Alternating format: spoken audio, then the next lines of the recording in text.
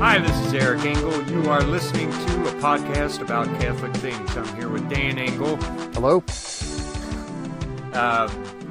Let's see, last week we talked about the first temptation of Christ, and we've got a little bit more on the second and third temptations. I think today we're just doing the second temptation, and then next week we'll do the third temptation.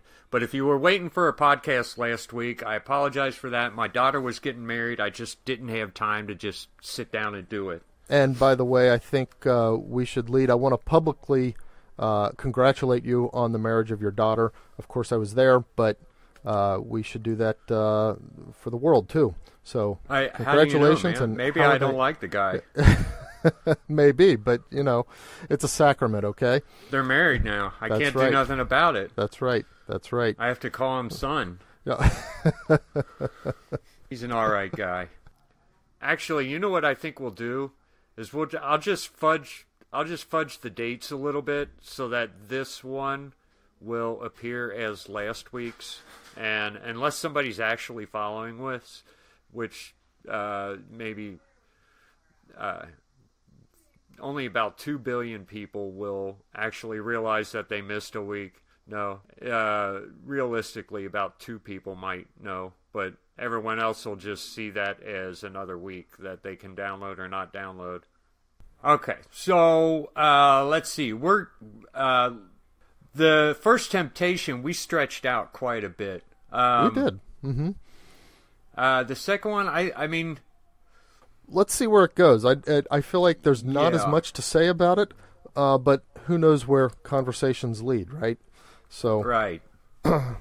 So you wrote a little bit of a blog about it, and I read the blog, but I have no idea what you're planning to say today. So you go ahead and tell me what you were thinking about the second temptation. Well, okay, I'll tell you what. But it's probably going to closely follow the blog. The blog is from like 4 years ago, and then some. And I had to go back and reread it to refamiliarize myself with my line of thinking about this. The second temptation, this is the one where the devil takes Jesus to a high parapet. Some interpretations, I think, just say a high place.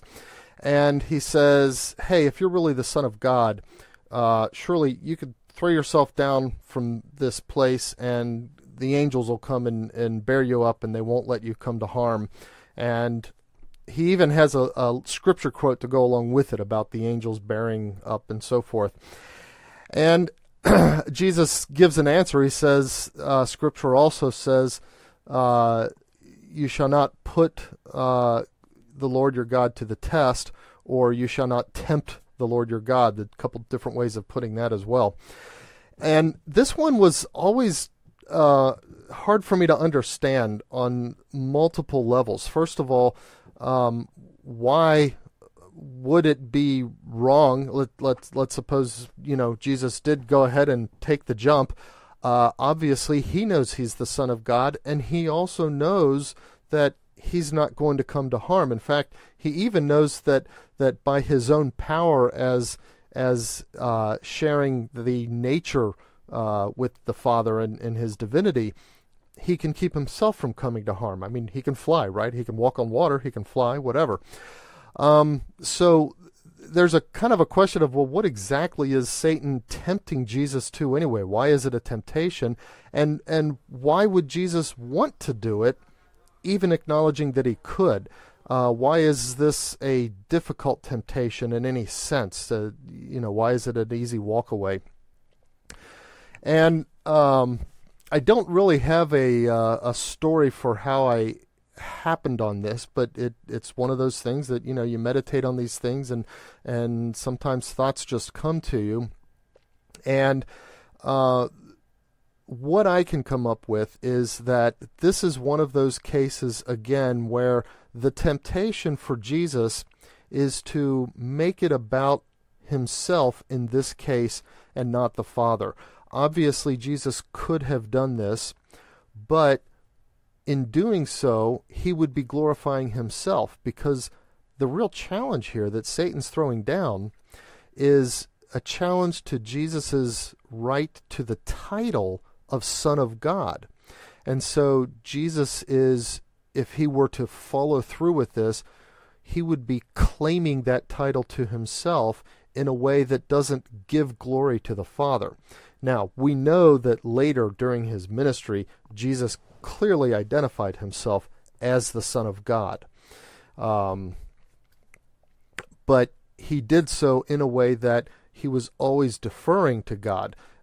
He was saying, I'm here and you're called to follow me not because of me, but because of him who sent me. And so when we see the second temptation, Satan is challenging that title, and Jesus is called to resist making it about himself. In fact, if you think of Jesus' own response to Satan, Scripture says don't put the Lord to the test. This is as much a rebuke of Satan as it is perhaps Jesus' own fortifying himself to resist this temptation.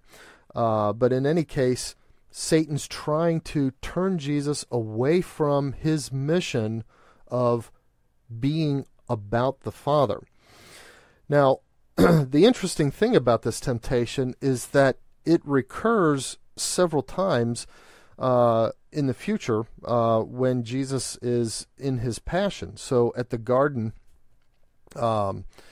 remember the soldiers came to arrest Jesus, and in one account Peter comes up with a sword and he strikes the high priest's ear, and Jesus says to Peter, "Put your sword away. Don't you know that if I called on my Father, he would not hesitate to send 12 legions of angels?" I forget the exact number. I think it's something like that. Wait a minute. He said that in the garden? He said that, yeah, when Peter was when did you think he said that? It's in the garden. He said, he who lives by the sword shall die by the sword. And yep. That's all I really remember. Oh. Yeah, he said a couple different things in a couple of different accounts, and then there's the one account where he heals the ear of the high priest's servant. Yeah. After St. Peter cut it off with the sword, and but anyway, see, here's this point. This is the moment they're coming for him, and he's giving himself over to them, and even now we see that this must be a temptation. I mean, here he was just an hour before praying to the Father, asking, is there any way that this cannot happen, that this can pass me by? Can this cup pass me by? And so an hour later, here he is, and this is it. They're taking him. He's giving himself over to them. And yet he's got this possibility, this reality that he could call on the Father. He could make it about himself instead of about the Father's will. And he even says that to Peter. Don't you know that this has to happen by my allowing it to happen? If I were to call on my Father, yeah, it would be over, without a struggle. So, okay. So that's another case where the temptation kind of sort of peeps its head up. It's not full on now. But there's another case. A couple other times when he's hanging on the cross and everybody else is trying to tempt him. Well, exactly. To come down from the cross. Exactly. That's in fact it's kind of funny because the words almost echo the words of Satan. Surely if you're the Son of God, and this is what the people say. Hey, if you're the Son of God, come down from that cross. Show us. We'll believe. And so it's not only a sort of taunting temptation, not only a temptation to glorify himself, but even that temptation to accomplish something that he could, in a human way, justify as a good result. Hey, it'll get people to believe, right? if I come down from the cross, then everybody standing here will believe, and that'll create this immediate surge of faith for the start of the church. Well, of course, deeper reflection allows us to see that no, it could not have happened that way. It had to happen the way it did. But that's the temptation. And so, and you know, for us, I think that's always a temptation, you know, that Jesus warns us against throughout his ministry. He's telling us to not make our glory something that we strive for. He says, you know, when you give, don't let the right hand know what the left is doing. And he talks about both works of charity and prayer. Do it in secret, then your Father who sees all things will reward you. So, you know, I don't know about you, but, you know, Eric, when you even approached me with this podcast idea, you know, this is one of those big things that it's a really big kind of temptation for me, is to think about glorifying myself. I mean, you approached me with this podcast, and to my shame, perhaps some of my first thoughts were, oh yeah, that would be so cool, because, you know, Eric comes up with really good stuff, and I'll get to have my name in there and be associated with doing good things and have people recognize me as dispensing wisdom and so forth. And I don't even have to be the wise one. But, you know, well, this was all about my glory. You're not getting any of the glory. I don't know why you were thinking that. Well, you see, that's the temptation, though, isn't it? Okay, so... but you know, that's the thing. And of course, I don't know how anybody who's in kind of a public spotlight resists that temptation, because to me that's always there. I love, you know, being recognized for just about anything that, you know, that's worthy, you know, whether it's goodness or smartness or whatever. But you know, this is something that Jesus has several times reminded us not to seek our own glory, especially. In fact, he even says that those who perform good works in a way that others can see it, in a way that's ostentatious and draws attention to themselves, they've already received their reward. And so where does that leave you then, if that's, you know, if that's what you're doing? So it's kind of, it almost sounds like boring and cliche, and so what to say, oh, well, this temptation, yeah, he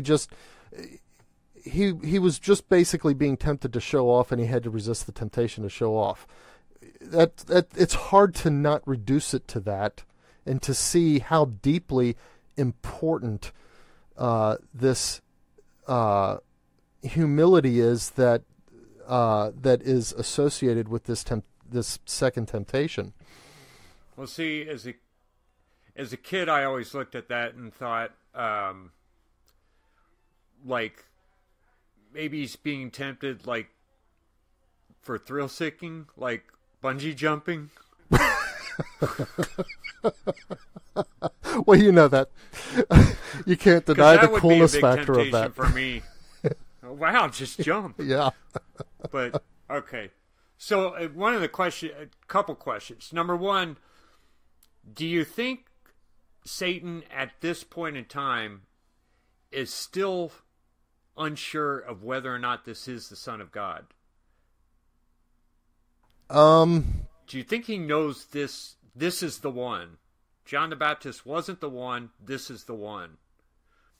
You know, that's something that I know that theologians have toyed back and forth with.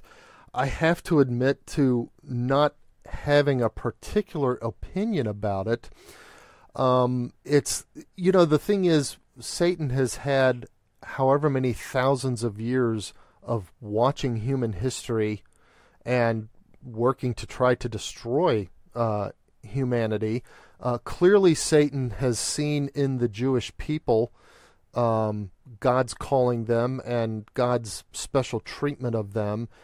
But has he figured out what place that's going to play, and this idea that they're going to be the source that the Hebrews, the Israelites are going to give birth to the Savior, and has he even figured out that plan enough to, to think in terms of a one, or to recognize that one is really the self-same. I think he would recognize that the one is going to be that same, Son of God, the second person of the Blessed Trinity, because theologians seem to generally agree that that's what the rebellion of the angels was over. So, yeah. Well, I'm just, but does he know this is the one? I don't know. It almost feels like he doesn't. Part of the temptation. Is that what he's getting at? To prove, like, are you the guy I'm supposed to be fighting? And prove it. Mm-hmm. Right. That's that could be that Satan himself is even a little bit unsure, or even a lot unsure. In fact, I've heard of one theological opinion that Satan didn't fully realize who Jesus was and what God's plan was and how salvation was going to work until the last moments during the crucifixion, once Jesus was on the cross. And then by that time, Satan was powerless to do anything to stop it, because he's incapable of inspiring good intentions in anybody that might have been able to stop it from happening.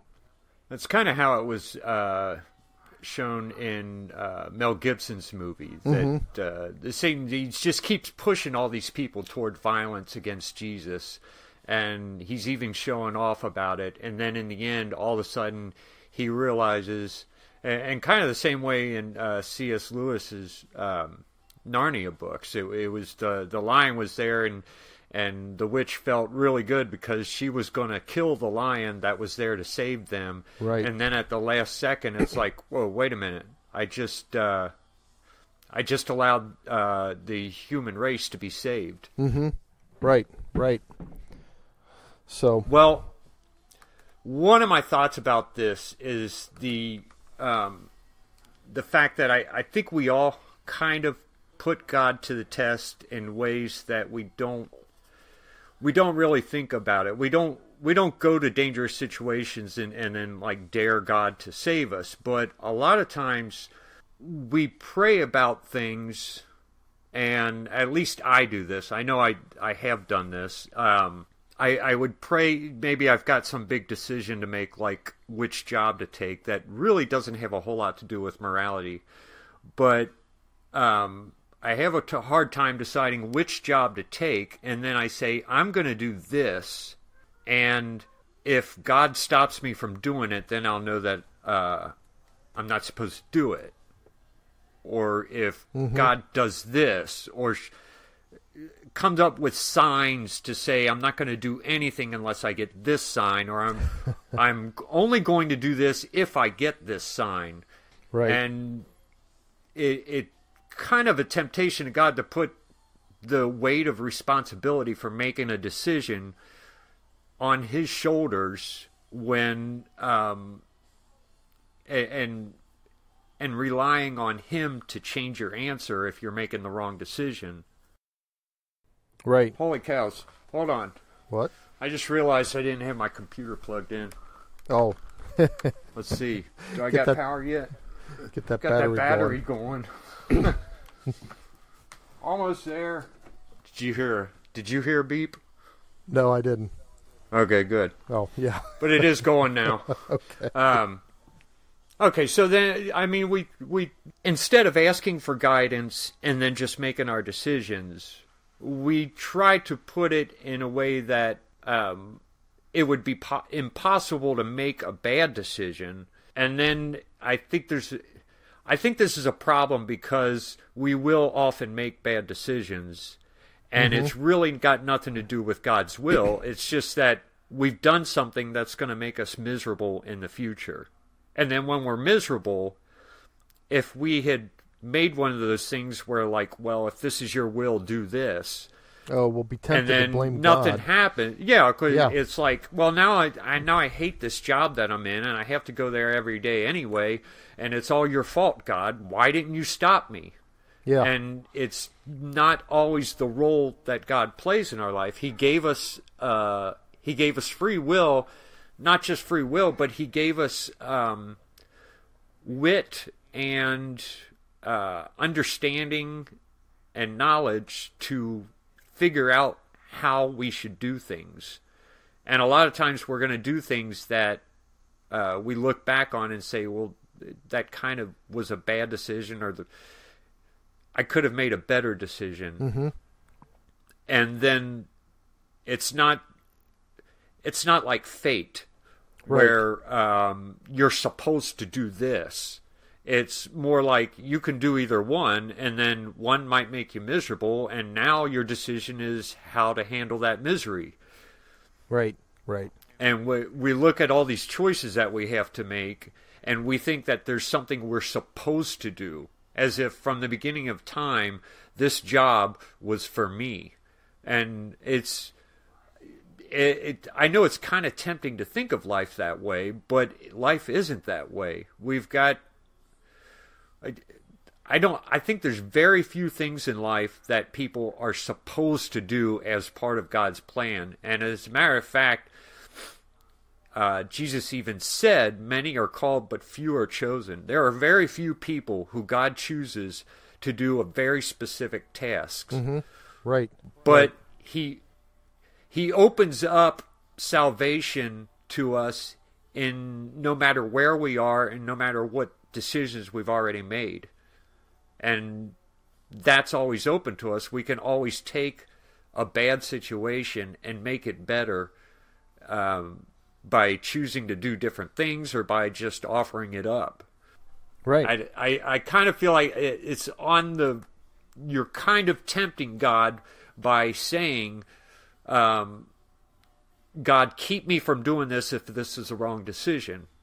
Right. Instead, the better way to do it is just ask God for guidance and knowledge and wisdom and understanding, and then make the decision. And another thing is when you say something like, "I'm going to go to church every morning," and then the first morning you sleep late because your alarm clock went off in the middle of the night, and then there's this thing where you want to dismiss your decision and because it was a hard decision and say, well, God must not want me to go to church every morning because the alarm clock went off. Yeah. And you're kind of putting God to the test in a sense when you put on His shoulders these decisions that you have to make. Right. Right. Yeah, that's true. Because I mean, if your alarm went off in the middle of the night, you say, well, gee, God, what, you don't want me to show up at church, right? And God's obviously,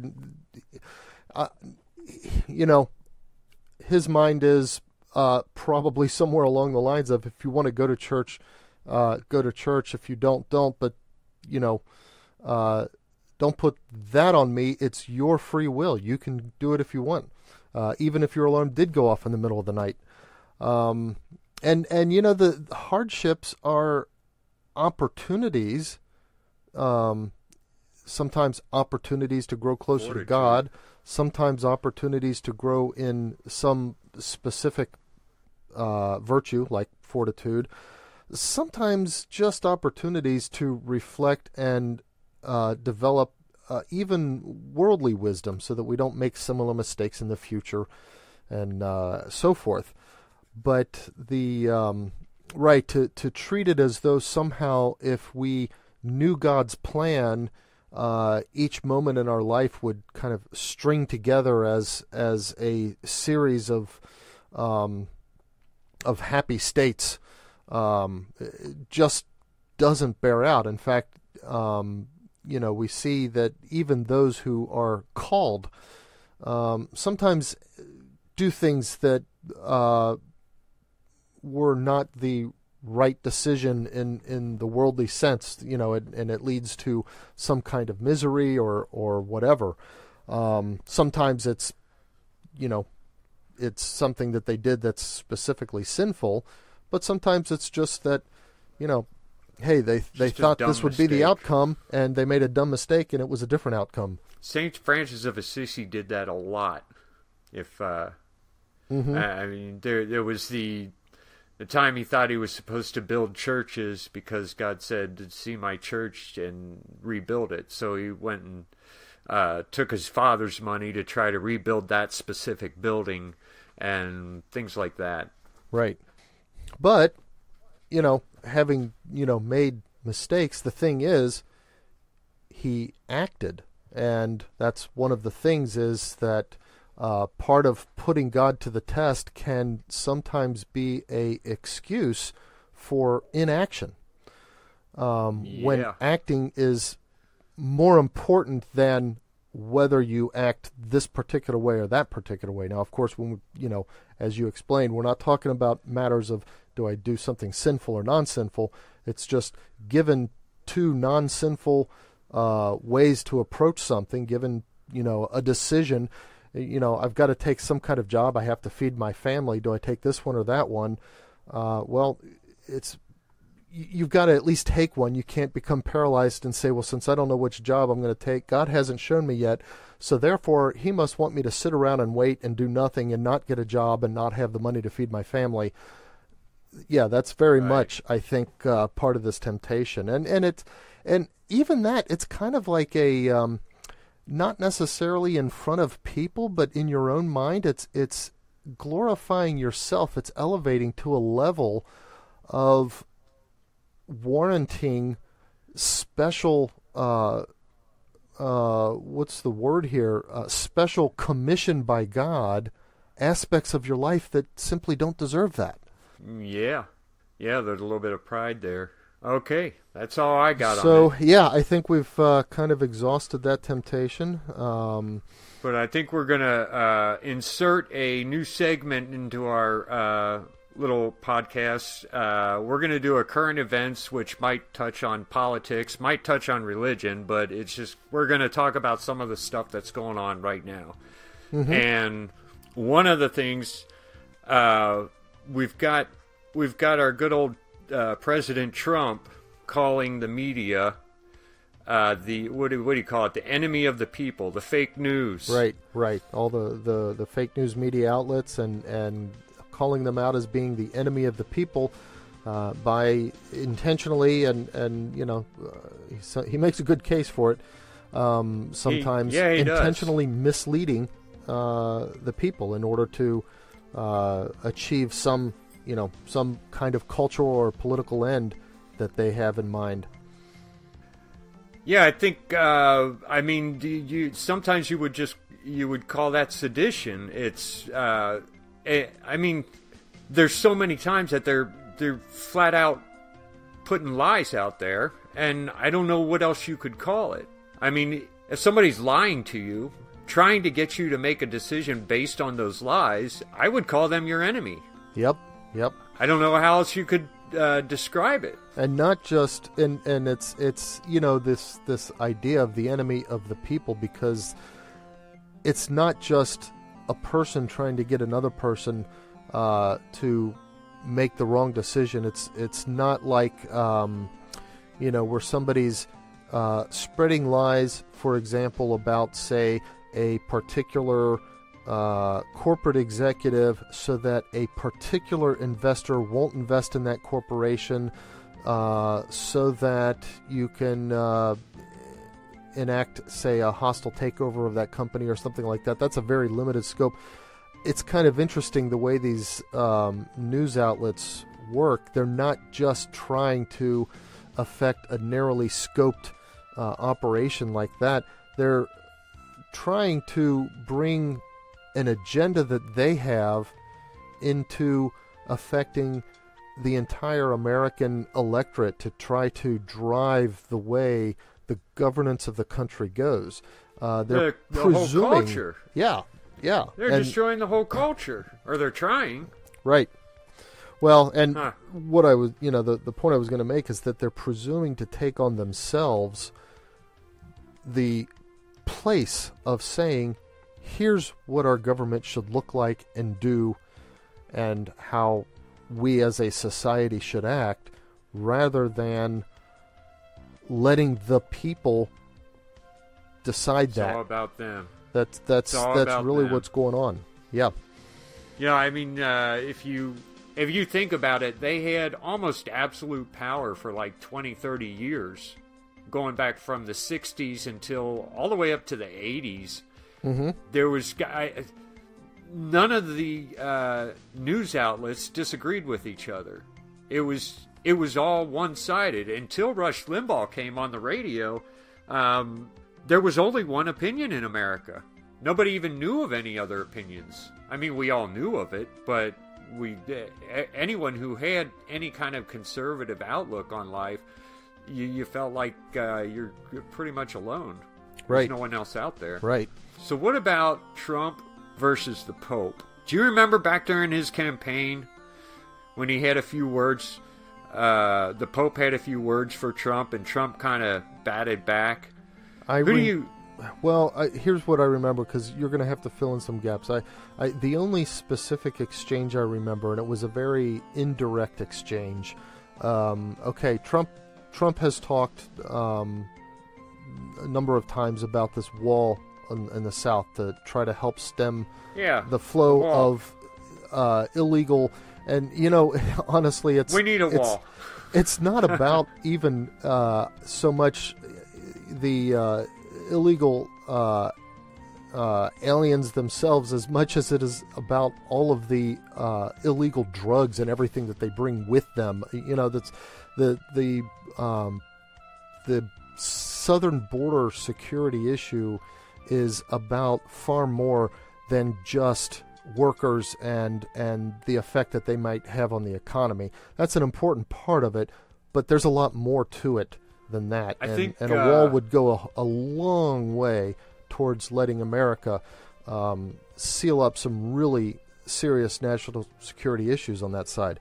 But I think this is not the last time those two will have words for each other. Right. So who do you back? Well, you got your president and you got your Pope. Well, the thing is, my president, my Pope. The Pope said, if I remember, something like, somebody who only wants to build walls and never wants to build bridges or something like that. Such a man is not Christian. Yeah, he doesn't want to build bridges. He was very indirect in his comment. He didn't call Trump out. He didn't say anything specifically about the the morality in terms of the American people wanting to build a wall, a specific wall on a specific border to stop a specific problem. So it's kind of hard.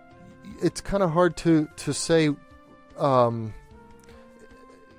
what would you back in what the Pope said, because he didn't really say anything that you could back or not back. It's just it was just sort of this kind of. I'm just bracing. I'm just bracing myself for what's to come, because we got a Pope that often shoots off at the mouth and says things that leave people kind of puzzled, scratching their heads. Yeah. And then we got Trump. Mm-hmm. And we all know what Trump does. Yeah. So we've got probably another 6 years of Trump. And we've got who knows how long of our Pope Francis. And I'm just wondering, when those two butt heads, who are we going to back? Well, it really comes down to the matter in hand. I guess as the head of the Pope, or the head of the Church, the Pope has the right to command the obedience of the faithful when it comes to giving intellectual assent to certain matters of faith and morals. And if when things fall under that, okay, that's there. But here's the thing. I doubt seriously that anything that really comes up in terms of, say, a war of words between Trump and the Pope is going to fall into that zone. I've noticed... it's going to be over stupid stuff. Exactly. Well, not even necessarily stupid stuff, but, I've noticed... just looking at, and I'm going to use the American bishops as a model for how things might happen, say, between Trump and the Pope. But looking at the American bishops, you can look at their statements, and there are statements that they come out with that are sort of absolute. It takes, a teaching of the church, and it's kind of reminding the American Catholics, this is the clear teaching of the church, and you're not allowed to violate this and still be a Catholic in good standing. I think, for example, they came out with a statement about receiving Holy Communion if you support abortion, stuff like that. Now, individual bishops, there's still the question of whether they're going to enforce that by turning away people at the communion line or by asking no one priests is to. But the point is, they could come out with a statement like that. Now, on the other hand, they can come out with statements that are softer, that are matters of, okay, here are the Catholic issues that are involved with this thing that's going on right now, and we think those are the kinds of things we fight over. Well, exactly. We think that a true Christian perspective would lead to this kind of solution or action or whatever. Now, here's the interesting thing that I've found, that I've observed. I don't know if you've observed this or not. But when we look at American politics, and we have the more generally conservative American politics of limited government, more liberty to people, and so on and so forth, and you've got the more liberal American politics of stronger government, every solution is top-down, and so on and so forth. When the bishops tend to be more in line with the Democratic Party, the more liberal Americans, those are the times when the statements they're issuing are the soft statements. Yeah, because you can't make a solid statement when you're on the left. That's the point that I'm coming to. It's it's almost like they grudgingly make the statements that actually require a solid, absolutism, that they end up agreeing with Republican, more American right politics. And I don't know what their qualms are about appearing to agree with American conservatives, but they really seem to not want to. There's almost a feeling of opportunism. It's like they look for opportunities to agree with Democrats instead of Republicans by doing these soft girls could things. Be altar girls? Yeah, and they were so excited about that. Yeah, they were giddy. Which here, the interesting. I didn't thing even about mind, that but a lot of people did. I didn't care. Well, the ruling under which it was stated differently because it's a different code, but the ruling, the canon law structure under which altar girls are permitted today is exactly the same canon law structure under which they were permitted even in the 1917 code. A lot of people don't realize that. There really wasn't a change. It's not like the Vatican changed something. The Vatican offered an interpretation of canon law that said, yes, when we said that under cases where they call it pastoral requirements, or for pastoral reasons, what they really meant was for the pragmatic good of the Mass, to let the Mass keep flowing. When needed, girls can come up and do these same actions. Even though they can't be installed as altar servers, they can, on a case-by-case basis, ad hoc, fulfill the functions by carrying this here and that there. Same thing as extraordinary ministers of Holy Communion. For a while, they were in a lot of parishes dressing up in special garb that looked liturgical.